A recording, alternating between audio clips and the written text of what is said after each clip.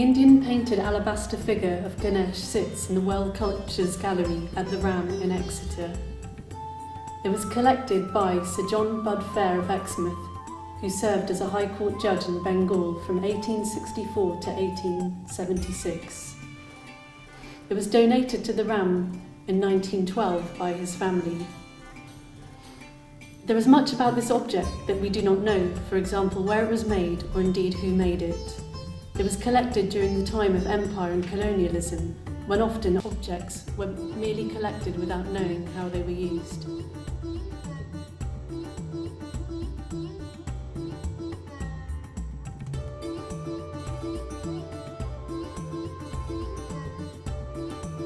But today we know that there is much more to Ganesh than this museum record presents.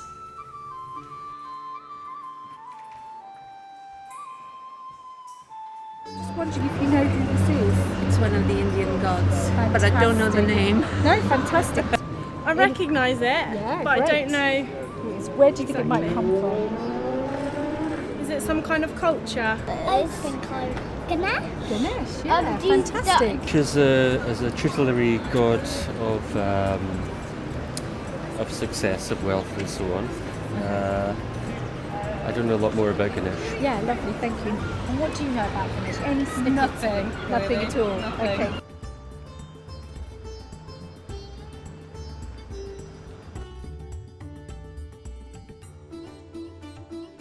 Ganesh, the elephant-headed god, who once was called Vinayak.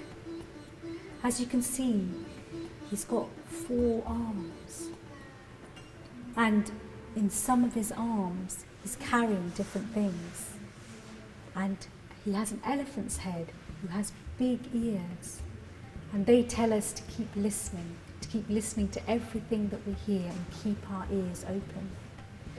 And he has small eyes, which tell us to be keen observers, to microscopically look at life with keen and discerning eyes.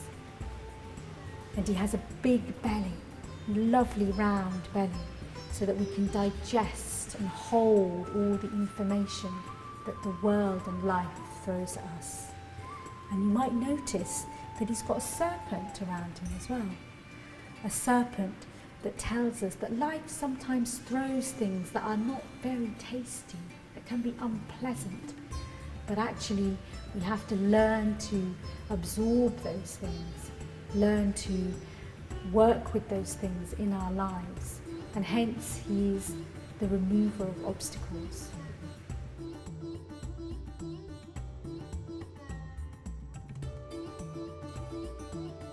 There are 3 main male gods, Brahma, Vishnu and Shiva. And Shiva is married to Parvati, and they live in the Himalayas, and they have a son called Ganesh, who is the elephant-headed god. The story of how Ganesh got his elephant head, and so Parvati created herself a son called Vinayak, because Shiva goes away for long stretches of time travelling.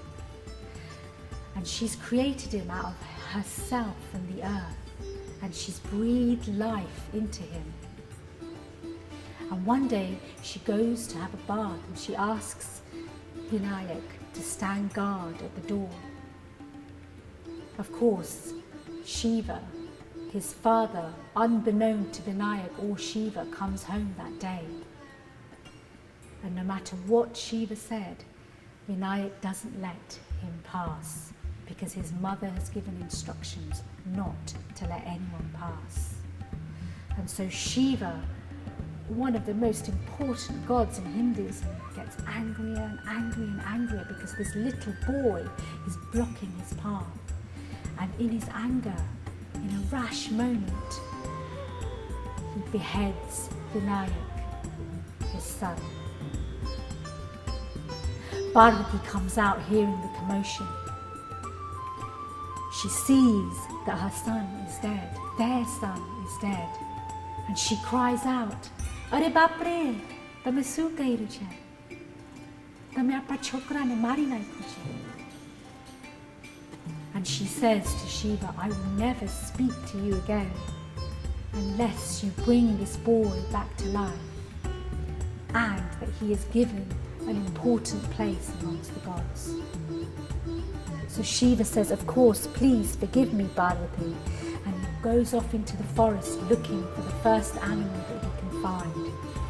And he finds a mother and a baby elephant. And he prays to the mother elephant for forgiveness, and he takes the head of the baby elephant and he brings it back and puts it on the head of Vinayak and brings the boy back to life. And from that day on, giving him his name, and one of his many names, Ganesh. And from that day onwards, all Hindus will always worship Ganesh, the god who removes obstacles, difficulties from your life. We pray to him if we have an exam, or if you bought a new house and we want to bless a good life in that house, or perhaps before people get married, the first thing that they do will be a Ganesh Puja. And so that is how Ganesh, Ganpati Dada, Gajanan, got his name and his head of an elephant.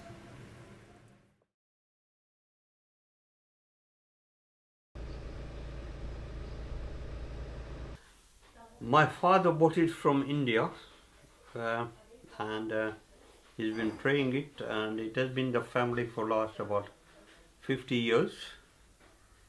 And when my father passed away in 2003, it was passed on to me, and it is invoked Ganesh, and we call it with in Sanskrit it's called Pran Pratishtha, which is a ceremony to bring a sort of statue live to the life, and that's why it is a living god for us in the family. Somin Namo Brahmana Devaya Go Brahmana Hitaya Cha Jagat Namaya Krishnaya Govindaya Namo Namo. Raktatunda Mahakaya Surya Koti Samaprabha Nirvignam Kurume Deva Sarvakaryesu Sada Sarvada.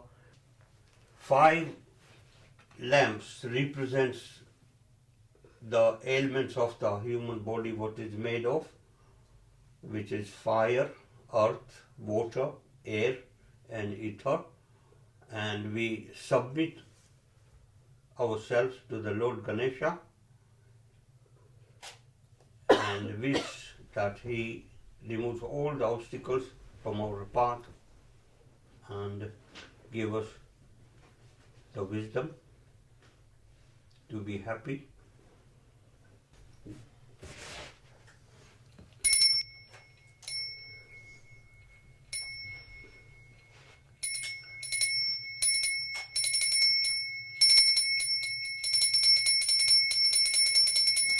Jai Ganesh, Jai Ganesh, Jai Ganesh Deva, Mata Janki Parvati Pita Mahadeva, Jai Ganesh Deva.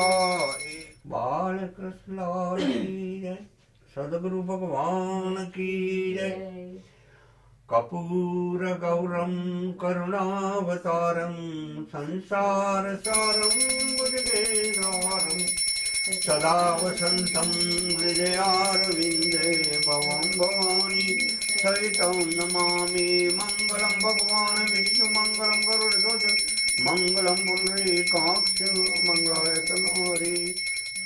Whenever there is a wedding ceremony, Ganesh is going to be first, and on all the wedding cards and everything, there is an emblem of Ganesh displayed for good luck. So that is the importance of deity Ganesh for all the people around the world.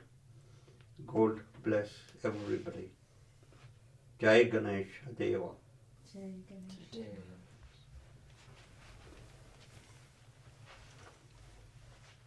Offer some prasadam.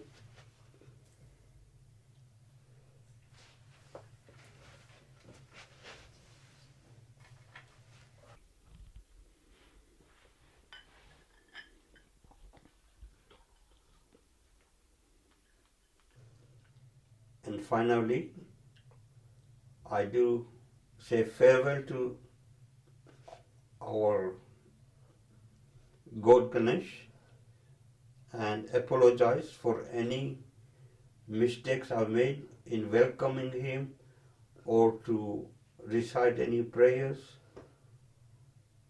And he is big-hearted and he always forgives his devotees and children.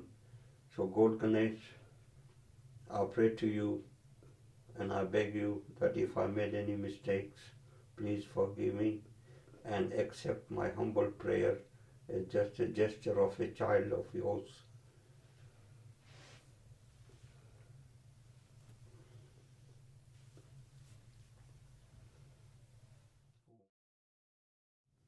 As part of the Telling Our Stories project, the Hindu community of Exeter have offered the Ram to present these new interpretations to their permanent collections.